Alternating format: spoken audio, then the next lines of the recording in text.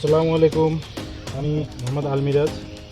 আমি মূলত একজন পেশায় শিক্ষক। তো আমি মোটামুটি পরিবারের চাহিদার জন্য চাষ করার চেষ্টা করতেছি বিভিন্ন শাকসবজি। তো আজকে মূলত টমেটো আপনাদেরকে দেখাবো। তো এটাই আমার প্রথম ভিডিও, ভুল হলে ক্ষমার দৃষ্টিতে দেখবেন। তো আমি আজকে দেখাবো যে টমেটোর গাছ কীভাবে প্রুনিং করে বাইরের দেশের মতো করে আমরা চাষ করব। মূলত প্রথমত প্রুনিংটা দেখাবো। আমি যে সাইড ব্রাঞ্চগুলো কেটে দিচ্ছি, কেটে দিয়ে এই অংশটা, গাছের কাণ্ডের অংশটা আমি মাটি দিয়ে ঢেকে দেবো। তাহলে এই অংশগুলোতে শিকড় গজাবে এবং শিকড় গজানোর ফলে মাটি থেকে বেশি পরিমাণে নিউট্রিয়েন্টস নিতে পারবে। আর এই গাছ থেকে আমি উপরে একটা বাঁশ লাগায় বাঁশের সঙ্গে সুতো দিয়ে ঝুলিয়ে দেবো, যাতে শুধু মূল অংশটা বাড়বে উপরের দিকে এবং ফল দিতে থাকবে গ্রীষ্মকালে। আমি সেটাই চেষ্টা করতেছি। যদি আমার টমেটোটা একটু লেট, তারপরেও আমি চেষ্টা করতেছি যে কতটা সুন্দরভাবে করা যায়। এদের আমি সাইড ব্রাঞ্চগুলো কেটে ফেলছি। কেটে ফেলার পরে মূল যে মাথাটা ওটা রেখে দিয়েছি। রেখে দেওয়ার পরে এগুলো আমি মাটি দিয়ে ঢেকে দেবো। আপাতত কেটে নিচ্ছি। মাটি দিয়ে ঢেকে দেওয়ার পরে সঙ্গে কিছুটা গোবর সার মিশ্রণ করে কম্পোস্ট মাটি দিয়ে ঢেকে দেবো। তাহলে এটা থেকে খুব পর্যাপ্ত পরিমাণে শিকড় গজাবে। আমার এখানে দেখুন এই যে কিছু গাজরের গাছও লাগানো আছে, গাজরের বীজও ফেলছিলাম আমি, এগুলো হয়েছে, ইনশাল্লাহ হবে। পাশে আলু দেখতে পাচ্ছেন, আলুগুলো যথেষ্ট স্বাস্থ্যবান আলু গাছ, আলুগুলো যথেষ্ট হচ্ছে। আর এই পাশে দেখতে পাচ্ছেন আপনারা হচ্ছে আমার এটা ফুলকপি, এটা বাঁধাকপি। আসুন যে আর একটা গাছ প্রুনিং কীভাবে করা যায়। এই যে গাছটা লাগানো হয়েছে 1 মাসের একটু আগে। তো এই গাছটা অনেক বড় হয়েছে, যথেষ্ট পুষ্ট দেখে বোঝা যাচ্ছে।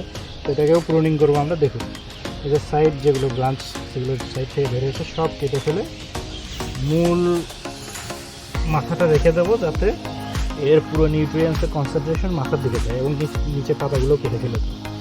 তাহলে উপরের দিকে বাড়তে থাকবে এবং ফল যেগুলো হবে সেগুলো যথেষ্ট পুষ্ট এবং শক্তিশালী ফল হবে এবং গাছটাও শক্তিশালী থাকবে। এটা কেটে ফেললাম।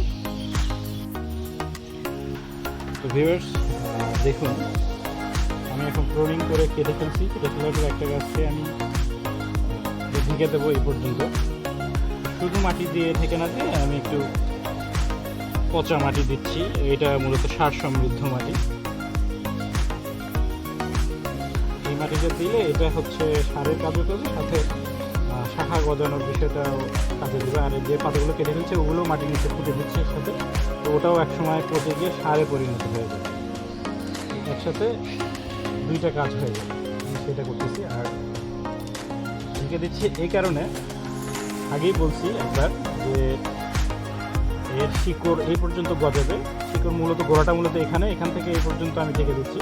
শিকড় বেশি যত গজাবে ততটা হচ্ছে নিউট্রিয়েন্টস মাটি থেকে গ্রহণ করতে পারবে, পুষ্টি উপাদানগুলো মাটি থেকে গ্রহণ করতে পারবে। পুষ্টি উপাদান মাটি থেকে গ্রহণ করার ফলে গাছ স্ট্রঙ্গার হবে এবং হচ্ছে ফলগুলো যথেষ্ট বড় আকর্ষণীয় ফল হবে। আর আমি মূলত এটা বাইরের দেশের অনুকরণেই করতে যাচ্ছি এবার। গ্রীষ্মকালেও যেন কিছুদিন থাকে, বা মোটামুটি একটা সময়। এটা মূলত পরীক্ষা করে দেখতেছি যে আমাদের দেশে শীতপ্রধান দেশগুলো বা ওয়েস্টার্ন কান্ট্রিগুলো যেভাবে টমেটো চাষ হয়, সেই একইভাবে চাষ করে অনেক দিন পর্যন্ত টমেটো ধরে রাখতে পারি কিনা সেটা। একটা সময় বোর্ডে এই যে বাঁশ কেটে দিয়েছি, এই বাঁশের উপর দিয়ে আমি দিয়ে ঢেকে দেবো যখন রোদ বা গরমটা বেশি হবে সেই সময়। দেখুন একটা গাছে দিয়ে দিয়েছি আমি, আরেকটা গাছে দিচ্ছি।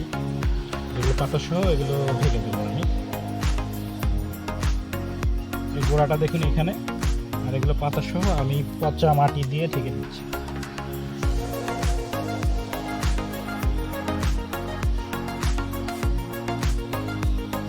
মূলত যে গোবর যে স্থানে রাখা হয় সেখানকার মাটিগুলো, এই মাটিগুলো অনেক পুষ্টি উপাদান থাকে ওই মাটিগুলোতে। পাতাগুলো সহ, ছেটে ফেলা পাতা ডালগুলো সহ আমি ঢেকে দিই। এইভাবে আমি বাকি প্রত্যেকটা গাছ করে ফেলবো।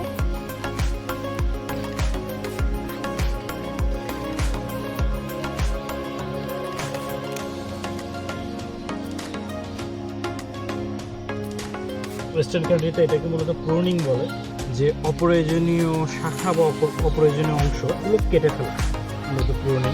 প্রুনিং করলে গাছের কনসেন্ট্রেশন একটা দিকে যায়। যেমন আমি মূলত শীর্ষ যে মূল অংশ অংশটা ওটার দিকে কনসেন্ট্রেশন দেওয়ার জন্য এইভাবে কেটে ফেলেছি। তো এটা হচ্ছে ঝুলে ঝুলে পরবর্তীতে সুতা বেঁধে দিয়ে উপরের দিকে ঝুলে দেবো একটা সময় গিয়ে, আগামী এই সপ্তাহের মধ্যেই করে ফেলবো। আপনারা সেটাও দেখতে পাবেন ভিডিওতে। আর পরবর্তীতে ধীরে ধীরে ইনশাআল্লাহ অন্য অন্য ভিডিও দেখাবো। আমার পেঁয়াজ রসুন সেগুলোর ভিডিও ধীরে ধীরে দেখাবো। আজকে মূলত টমেটোটা দেখাচ্ছি।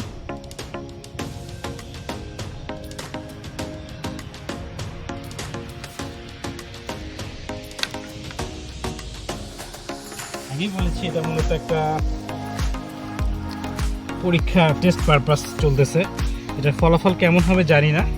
তো আমি বাইরের দেশের অনেক চাষ পদ্ধতি দেখে বা জেনে সেগুলো ফলো করার চেষ্টা করতেছি। এই ক্ষেত্রে দেখে আমাদের টমেটোটা একইভাবে হয় নাকি, বা গ্রীষ্মকালে টমেটো কিছুদিন পাই নাকি আমি ফলাইতে, এটাই মূলত চেষ্টা। আমি আমার পরিবারের চাহিদা মেটানোর জন্যই এখানে চাষ করছি অনেক ফসলই, সেগুলো আপনাকে দেখাবো কী কী চাষ করেছি, এবং পরবর্তীতে বিভিন্ন দিন বিভিন্ন সময় ভিডিওর মাধ্যমে দেখাই দেবো যে এক একটা আলাদা আলাদা ভিডিওতে আলাদা আলাদা সবজি খাবো যেগুলো আমি চাষ করেছি।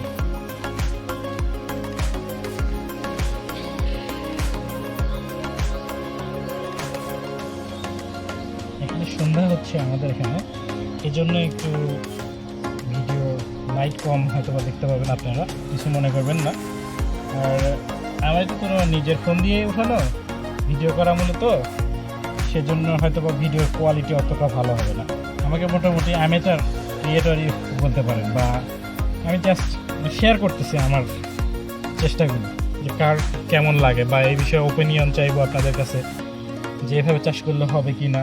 আপনারা আমাকে মতামত দিবেন। অনেক সময় অনেকে অভিজ্ঞ থাকতে পারে এই প্ল্যাটফর্মে।